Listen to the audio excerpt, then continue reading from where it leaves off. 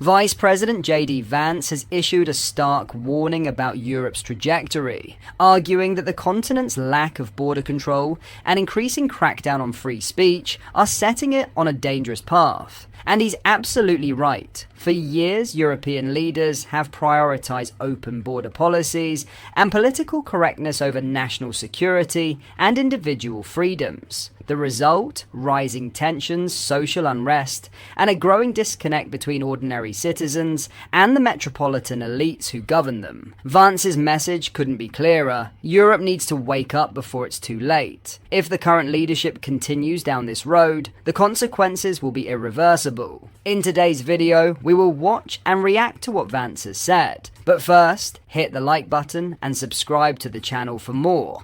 I really believe that we have a great deal in common with Europe. And I'm not, yes, the Europeans annoy me sometimes, and yes, I disagree with them on certain issues, but we have to remember that is the cradle of Western civilization. The entire idea of Christian civilization that led to the founding of the United States of America, that was formed in Europe. The cultural bonds, the religious bonds, these things are going to last beyond political disagreements, but I think that Europe, and frankly, I would have said this about America a year ago, but Europe is at risk, I think, of engaging in civilizational suicide. They are unable to, or unwilling, too many countries to control their borders. You see them starting to push back against that, and good, that's a good thing.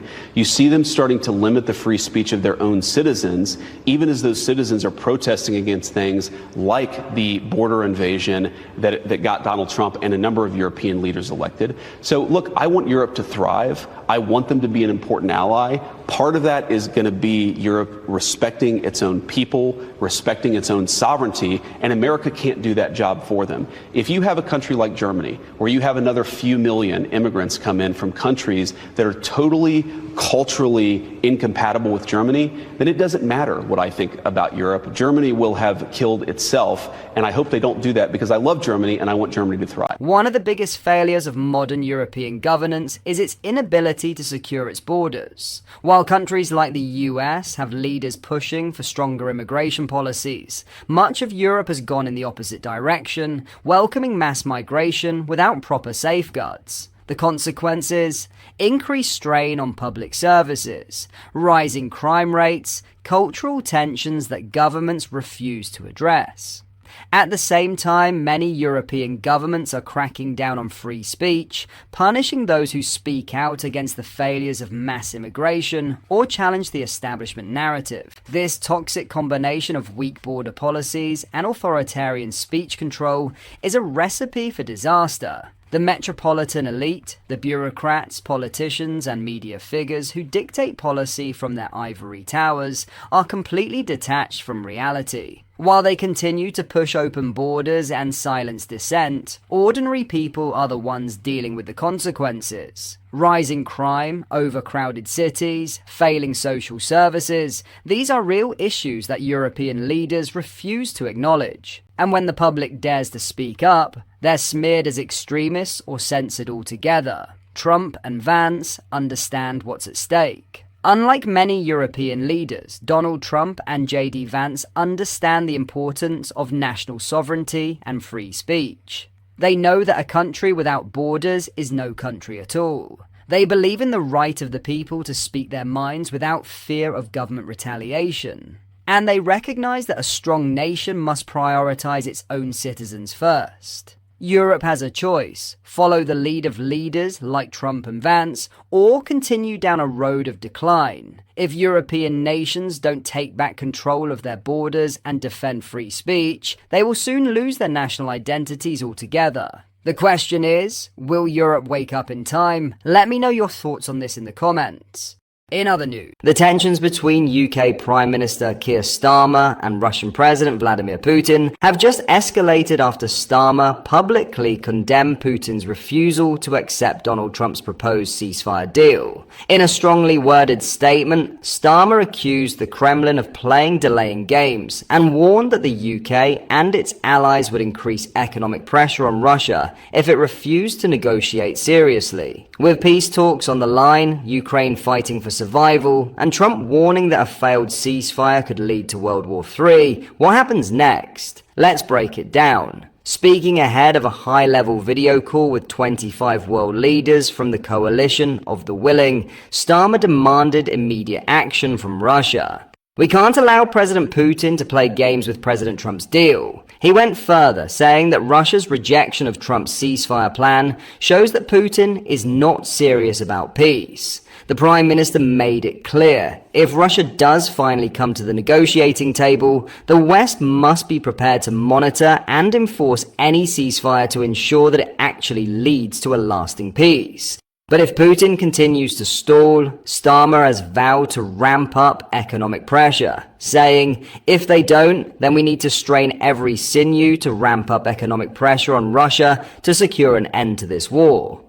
This tough stance comes as Putin continues to reject Western-backed peace proposals, arguing that Ukraine must first abandon its attempts to join NATO, surrender control of Russian-occupied regions. For Ukraine, these demands are completely unacceptable, and for Western leaders like Starmer, they are deliberate stalling tactics designed to give Russia time to advance further on the battlefield. In the meantime, Ukraine's President Volodymyr Zelensky has accused Putin of dragging out peace talks while launching fresh attacks across the front line. Russia has already recaptured key areas in a counter-offensive and claims that thousands of Ukrainian troops are now surrounded in the Kursk region, a claim Ukraine strongly denies. Putin, however, insists that any Ukrainian soldiers who surrender will be treated with dignity and guaranteed their lives. But with Russia pressing forward militarily while rejecting ceasefire deals, the question is, can diplomacy still work, or is Putin just playing for time? Meanwhile, Donald Trump is still pushing his own version of a ceasefire deal, claiming he has pretty good vibes from Russia about a possible agreement. However, he also issued a stark warning, saying that if a peace deal fails, the world could be heading toward a global conflict like no other.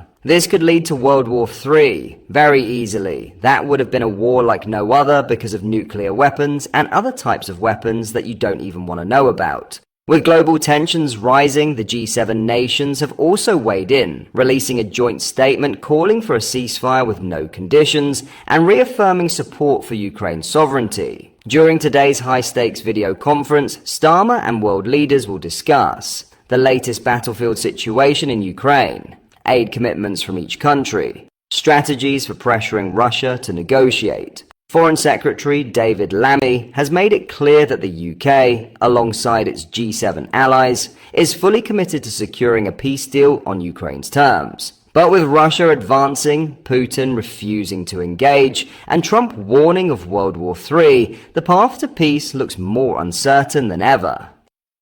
Keir Starmer is taking a hard line on Russia, calling out Putin's delay tactics and warning of more economic pressure. Ukraine is fighting to hold the front lines, while Putin claims his troops have surrounded thousands of Ukrainian soldiers.